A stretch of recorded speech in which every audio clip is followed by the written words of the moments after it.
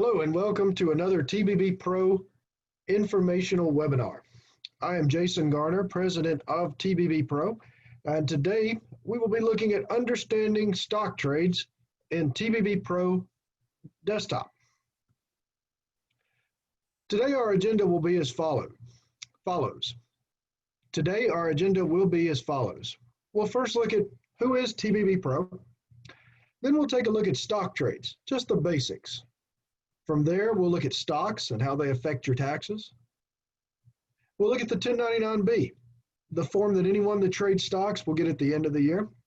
We'll specifically move into the TBP Desktop application and show how those stock transactions are entered. We'll cover the TBP suite of products. And as always, we'll end with an invitation to join our community of tax professionals. So with that, let's get started talking a little bit about who is TBP Pro. Well, we like to say we are TBP Pro. TBP stands for taxes, bookkeeping, and payroll. And we're a group of individuals that have put together a company that turns offices into year-round revenue machines, going beyond taxes and offering bookkeeping and payroll services to clients throughout the year. We encourage you to check out our website, www.tbppro.com, and also to follow us on Facebook, which is facebook.com TBP Pro Solutions. And we are building a community of tax professionals across the nation. So it's our privilege to bring you this information today, show you a little bit about what we can do, but to spend most of our time talking about stocks. So let's start with the basics. Stocks have become exceedingly popular the last few months. Applications such as Robinhood and TD Ameritrade have grown retail investment through the roof. Stocks have become more and more popular. Many more people doing the casual investing, purchasing the stocks. Now what that's going to do is create a lot of demand for this for next year's tax returns. A lot of people go into stocks with just a basic knowledge of what they're doing. Some of them make money, some of them don't. But a lot of them don't understand the tax implications from those stock purchases. So to start out very basic, a stock, the definition of it is a form of security that indicates the holder has a proportionate ownership in the issuing corporation. So really what that means is you own a piece of that company.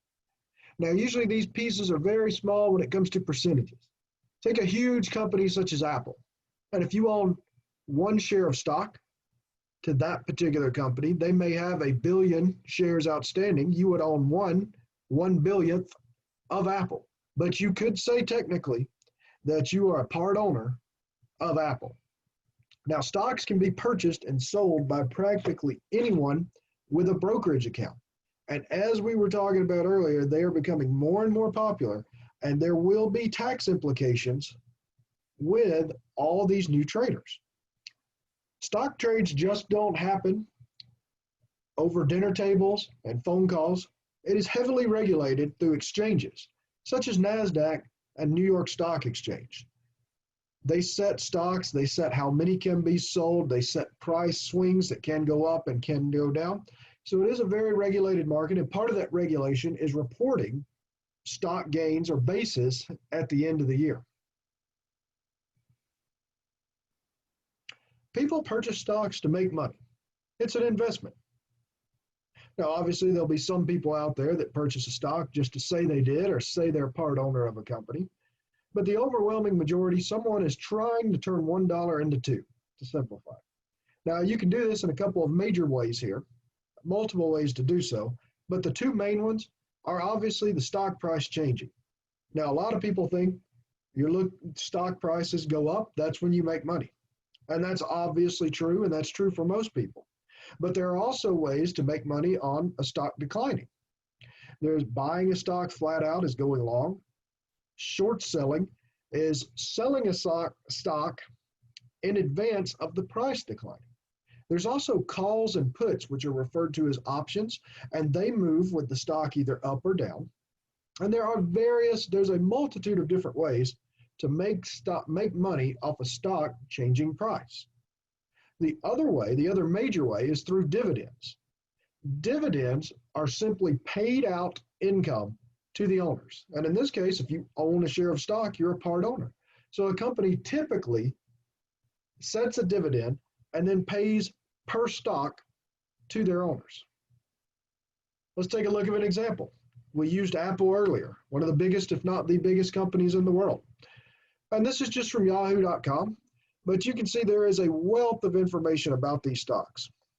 And today the price was $117. And of course, this is a stock chart of the last month. And you could see someone could come in and purchase the stock at around $115 and could have sold at $130 and been quite happy. They also could have purchased around $130 and been down to $117. So these price fluctuations are real, and that's what we're looking for. Remember, the price change is one way that our investors are making money. To specifically point out the dividend, you can see that Apple declared a dividend of 82 cents, and that's going to be payable, or that ex-dividend date will be August 7th. So owning that stock as of August 7th, you would be receiving that dividend from Apple. Now, once you make stock transactions, that's going to be reported to the IRS. And that information, as we stated earlier, is heavily regulated by the stock exchanges. Typically, stock traders will get a form, a 1099-B, by the end of February, after the end of February. That's going to list their stock transactions, and this is a consolidated example here, how much money they made or they lost. Now, typically, most brokers will put these together. They'll call it a 1099-B, and it will include those stock sales, as we talked about, but it will also include interest from the account and also any dividends. Both the interest, the dividends, and the gain or loss from the stocks all directly affect an individual or a business's tax return. Now, in the example of stock transactions, stock traders are going to get a table very similar to this. It's going to list all the stocks they sold for that current year. That's when the transaction affects their tax return. It's not when they purchased the stock, but it's when they sold the stock, and we'll come back to that in just a second.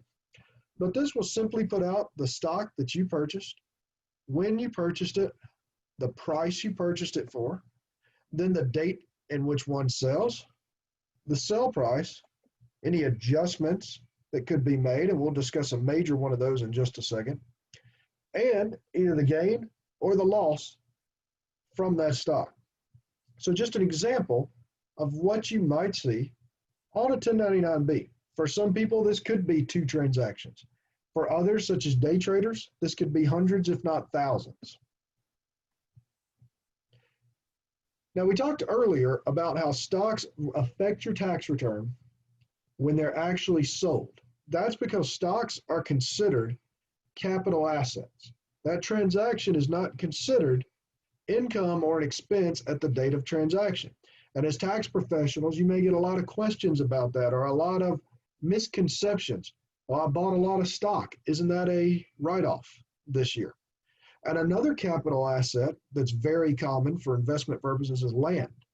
People will come in with their taxes. I bought some investment property. I bought some land. Isn't that a write-off for this year? Probably not. Capital assets are ones that we're looking at for investment opportunity, and we're trying to look at a gain or a loss on that capital asset. So to do that, we look at the basis. The basis, to simplify it, is simply what did you spend on that investment property or that capital asset. Now for stocks, that's very easily done. That's your purchase price of the stock. Now there could be brokerage fees depending on the brokerage that you use, and that's added in to the basis. So if you purchased a stock in 2017 and you have not sold it yet, that particular stock, as far as the transaction, the purchase of it, is not affecting your tax return for the last 3 years. The year in which you sell it, we're going to look at your sales price minus your basis. What do you have invested in it? That's going to give us a gain or a loss that is going to affect your tax return. Now, one of the biggest adjustments that you'll see when it comes to stock trading is what's called a wash sale. A wash sale is a disallowed loss. So even if you took a loss, $1,000, $10,000 loss on a stock, if you buy that stock back within 30 days, you are not allowed to take that loss on your tax return. It's what's referred to as a disallowed wash sale. And this law is put into practice specifically to keep people from grabbing a loss, buying a stock back, and trying to gain at that point, or maybe at the end of the year. And there's multiple ways that that was taken advantage of. So just remember, with wash sales, you cannot count the loss on your taxes if you purchase the same stock back within 30 days. Let's take a second and look at how this is going to show in the TBP Pro Desktop application.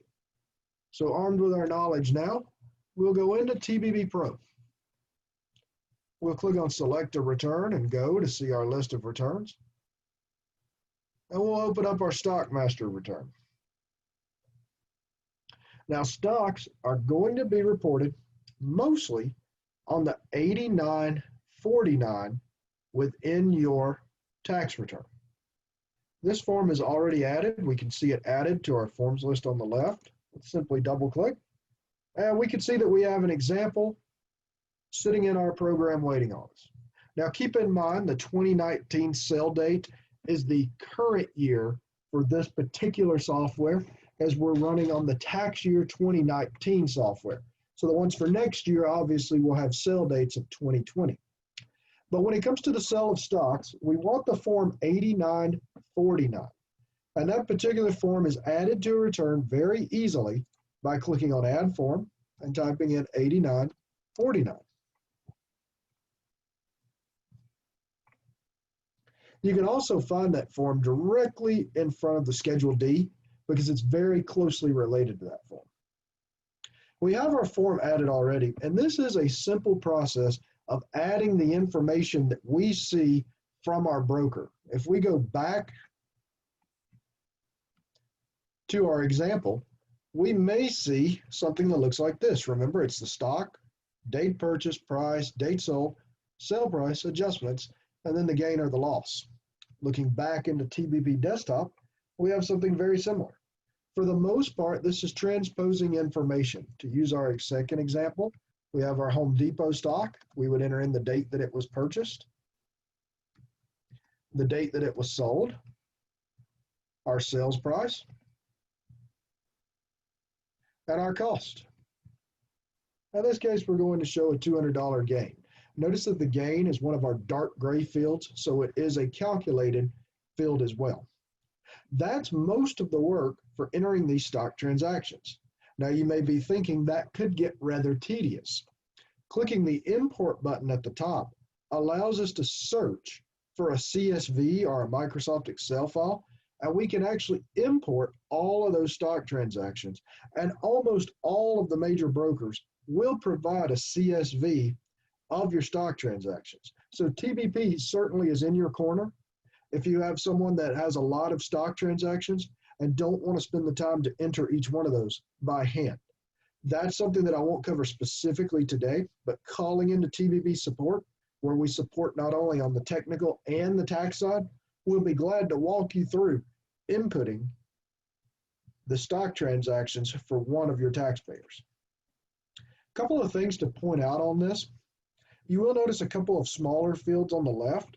We always look down in our active window to see exactly what the further instructions are for this.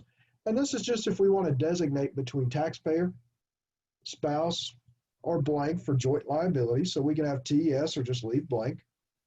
And the next particular box, we have to click on choices. We have short term with basis report of the IRS, short term without. These codes are typically listed on the brokerage statement.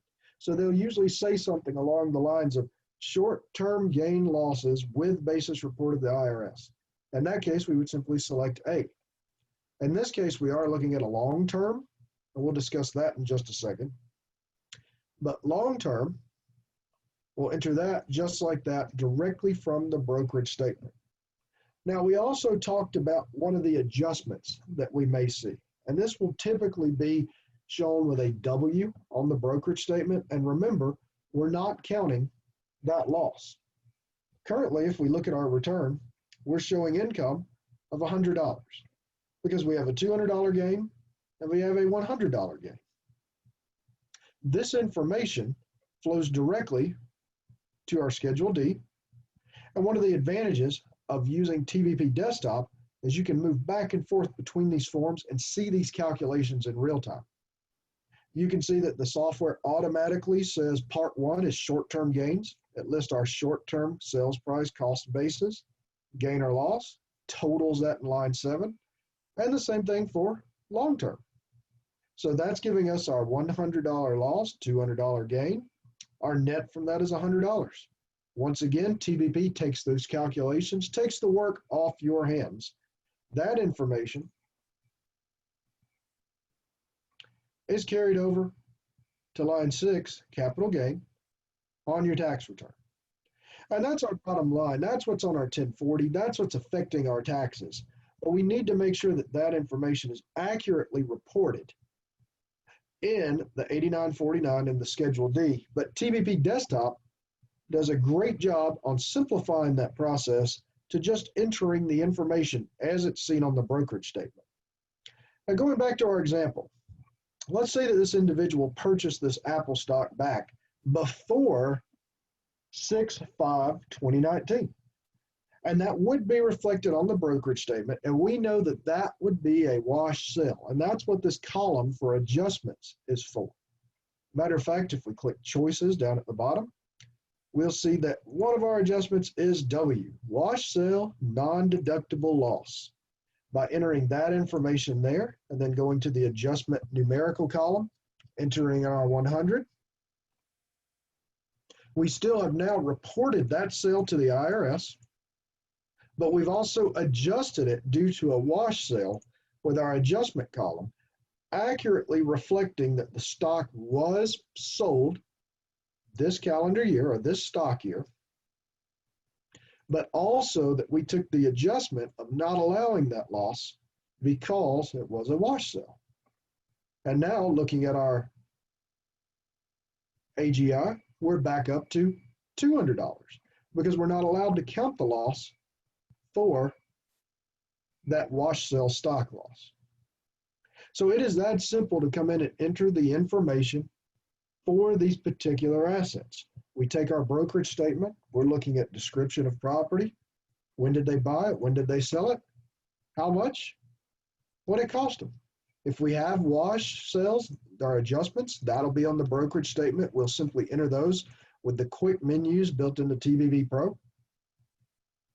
And our calculations from this simple form will automatically move to our Schedule D and then automatically move to our Schedule B. Now, there's also a lot of other calculations going on in the background that you don't have to worry about. For example, if we go back to our 8949, we have included one short-term gain or one short-term transaction and one long-term. These are actually taxed differently, and capital gains are actually taxed differently than other income. These calculations are taking place behind the scenes accurately and securely in TBP Desktop, so you're still just entering the information. The difference between long-term and short-term capital gains is very simple. Long-term capital gains are assets that are held for more than 1 year. Short-term, 1 year or less. And you can see in this case, we use 2 examples. And just entering the date, TBP Pro actually tagged this particular transaction. You can see the B here. We can click on choices as a long-term transaction.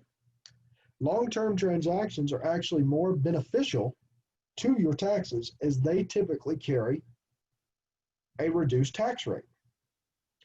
That particular tax law is in place to encourage long-term investment in both communities and businesses.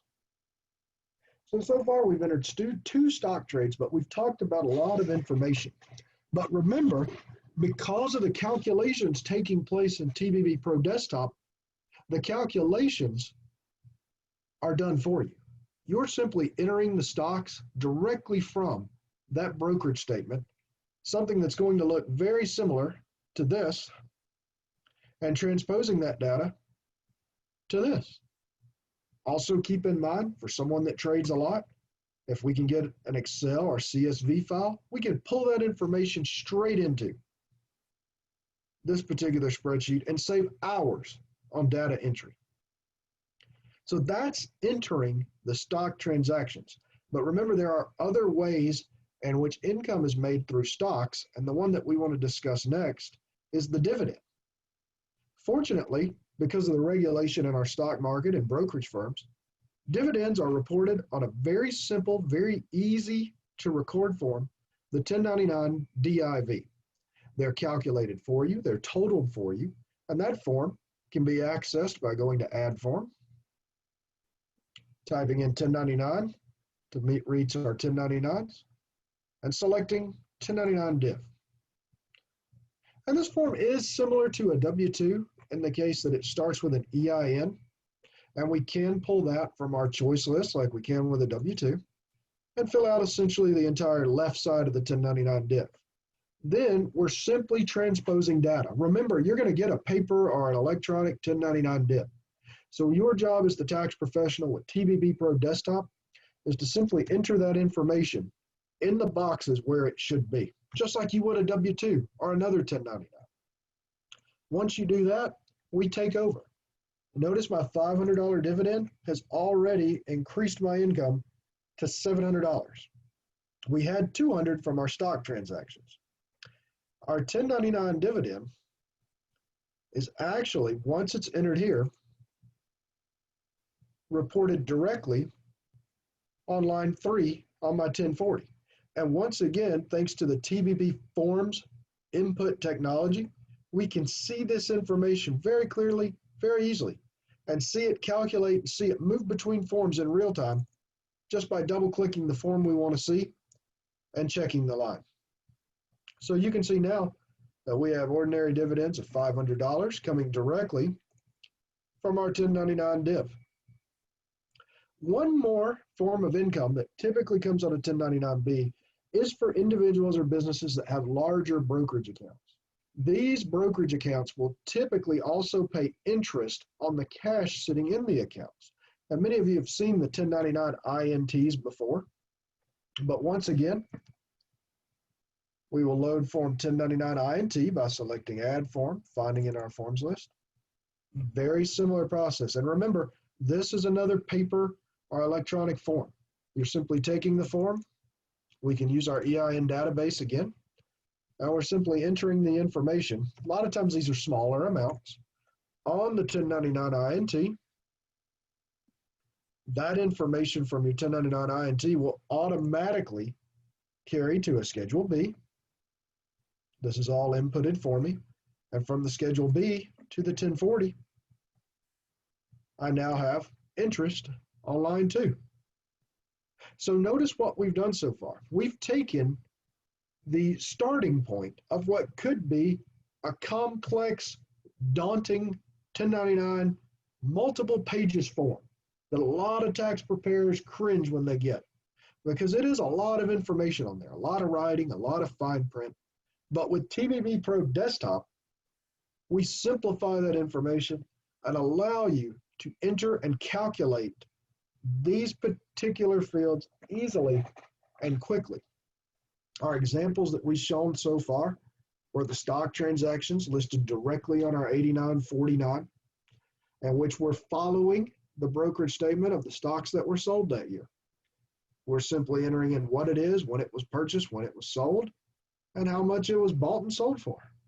A couple other little things on here, but they're all listed on the statement. From here, TBP Pro Desktop takes over. Your Schedule D is completed for you. It's combined. Also, there are limitations on how much loss an individual can take each year. That's calculated automatically. That number is typically 3,000.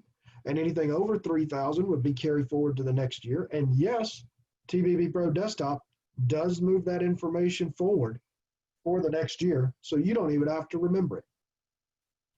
We also entered dividend income from our stocks directly on a 1099 dividend, which went directly to our 1040. Line 3. And we also entered interest income on our 1099-T, which went to our Schedule B, and ultimately to our 1040.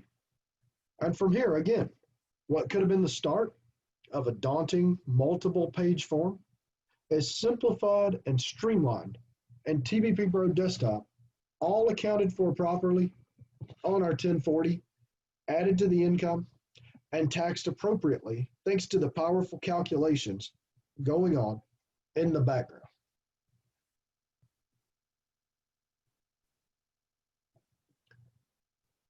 Just to kind of talk about what we did in the software. Stock gains and losses are considered capital gains and losses, just like property. They're not taxed the same as regular income. We talked about how there was a difference between long-term versus short-term gains.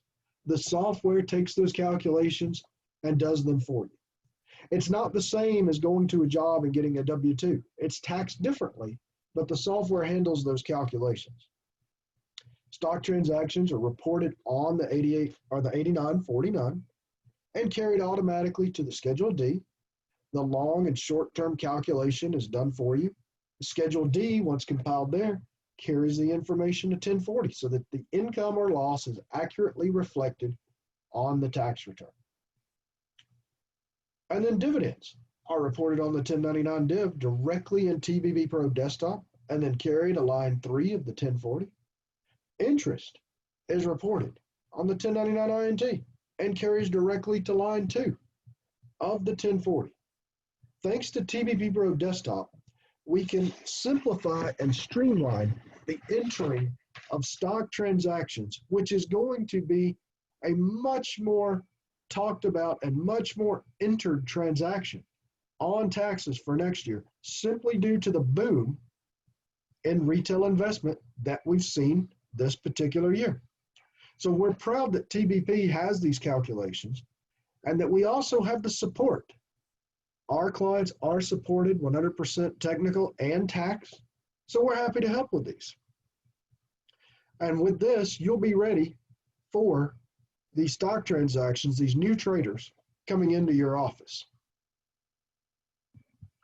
Talking about the TBP Desktop 1040, we just talked about how it does stock transactions very easily and very well. It is a desktop program, and that comes to with the reliability of knowing your software is there despite your internet connection and knowing that it's going to work very well. It has text marketing capabilities, remote signature, easy due diligence requirements, built-in document management, multi-office setup if you're in multiple locations, deep discounts for bank product clients, along with industry-leading rebates if you are using those bank product returns. TBP does not stop there like practically every other tax software company does. We set ourselves apart from the competition, and the major way in which we do so is we offer bookkeeping and payroll packages that allow you to earn year-round monthly revenue in just a few days. We provide all the training and all the support and all the software and even a client management system called SmartNet to where you can be offering bookkeeping and payroll services in just a few days and earning year-round monthly revenue. We also produce custom-made mobile apps in which ours aren't generic apps that have to be branded by your clients to your business. Ours are directly downloadable from the App Store or Google Marketplace in your business name with data collection, appointment scheduling, even live streaming meetings for individuals that want the personal touch of professional tax software preparation without coming into a storefront. Thank you so much for joining us today as we talked about stock transactions within TBP Pro Desktop. We encourage you to take a look at our website, www.tbppro.com, and see what we have to offer. Also, reach out to us and look forward to receiving an additional 10% off your software price for attending today's webinar. Once again, I'm Jason Garner, president of TBP Pro, and it was my privilege to bring this information to you today. Hopefully, this is some good information that you'll be armed with going into next tax season. As we know, we'll see many more stock transactions. Thank you again for joining, and let's turn your office into a year-round revenue machine.